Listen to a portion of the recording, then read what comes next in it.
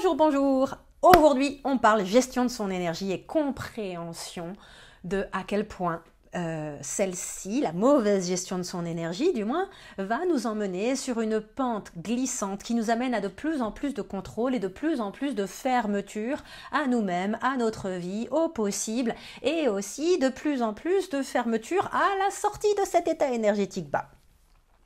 Je pense que ça va intéresser quelques personnes parmi vous. En préalable, n'hésitez pas à aller regarder ma playlist de vidéos sur la gestion d'énergie disponible sur cette chaîne, en particulier celle où je détaille les 4 types d'énergie, physique, mentale, émotionnelle, les 3 principales dont on va parler, et celle que, à l'époque, j'appelais énergie spirituelle, la capacité à se projeter, à rêver, à faire des projets, à avoir des perspectives réjouissantes et à s'en réjouir.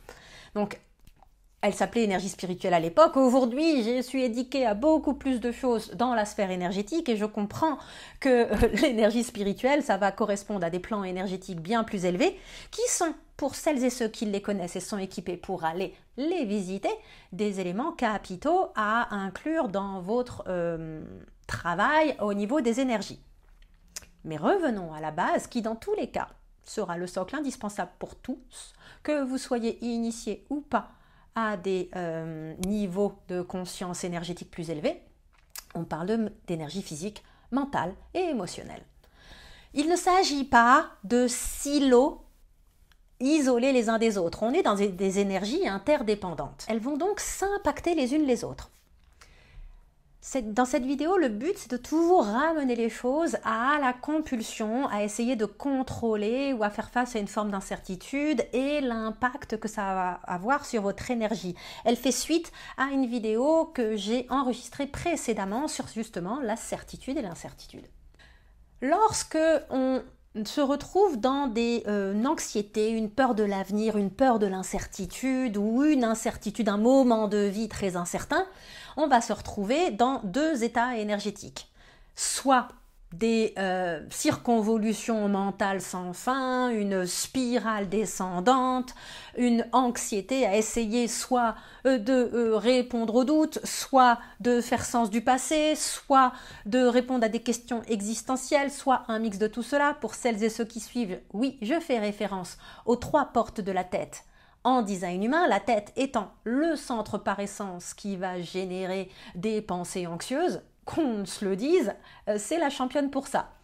Donc on se retrouve là-dedans et en conséquence, toutes ces pensées et toutes ces peurs diverses et variées qui vont émerger vont venir créer des états émotionnels qui eux-mêmes vont impacter la sphère physique. Inversement, on peut avoir un choc émotionnel fort et du coup se retrouver très bas émotionnellement et cela va impacter non seulement notre physique mais également la nature de nos pensées. Donc il y a une véritable écologie à pratiquer vis-à-vis de ça.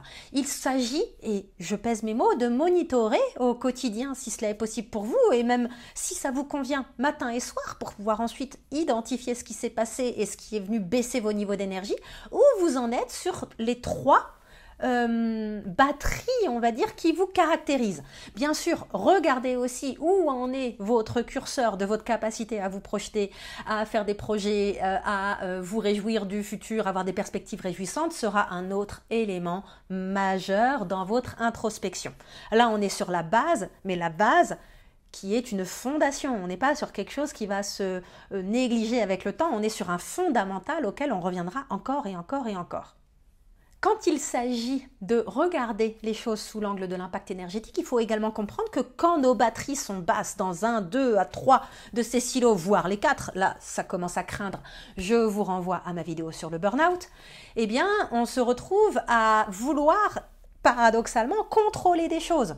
On veut contrôler le fait d'avoir des réponses aux doutes, au passé ou à des questions métaphysiques. On veut contrôler nos émotions, on veut être dans un feel good only parce qu'en fait on se retrouve dans une forme de crise à multiples entrées et c'est des moments qui en conséquence vont vous faire transférer des enjeux sur les proches qui constituent votre entourage, que ce soit un conjoint, des enfants, des parents, des frères et sœurs si vous êtes proche d'eux, des amis.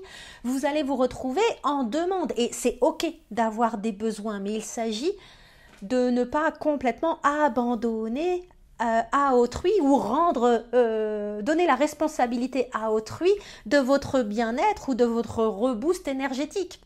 C'est super d'avoir des listes de choses à faire ou de gens à voir que vous savez qui viennent vous booster, mais il s'agit en premier lieu d'identifier de là d'où vient la fuite. Et plutôt que de contrôler, d'essayer de contrôler, ce qui est une illusion, des choses, des personnes, des circonstances dans votre vie, il s'agit d'aller regarder où est la fuite énergétique dans l'un des 4 facteurs et de voir comment vous pouvez, à partir de vous, remonter ces niveaux, que ce soit physique, à travers l'exercice, le repos et le repos de qualité, la méditation, le yoga, il y a tout un tas de pratiques qui permettent de servir le corps et qui vont en plus servir à assainir ou vider les pensées.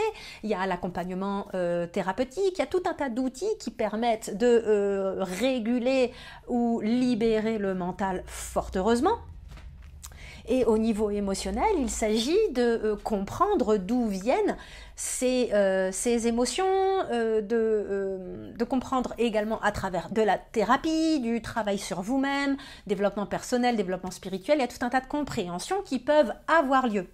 Enfin, et je parlais des plans supérieurs de conscience et d'énergie, il y a bien entendu, si vous avez la possibilité de travailler à ces niveaux-là, qu'on soit très clair, le cœur du travail, il est là. Mais les révélateurs vont être dans les plans plus bas. Ce sujet de la gestion de l'énergie, de regarder les choses sous l'angle de l'impact énergétique qu'une tâche, une situation, une relation, un environnement va avoir sur vous, ça fait partie des fondations d'Exploring Happy. Il s'agit non seulement d'outils pratiques, mais également d'une philosophie sous-jacente de vie. Gérer son énergie plutôt que son temps. Si vous voulez en savoir plus sur le travail que je propose, sur la forme de mes accompagnements autant que le fond, au niveau individuel ou collectif, les liens qui vont bien sont dans la description de la vidéo.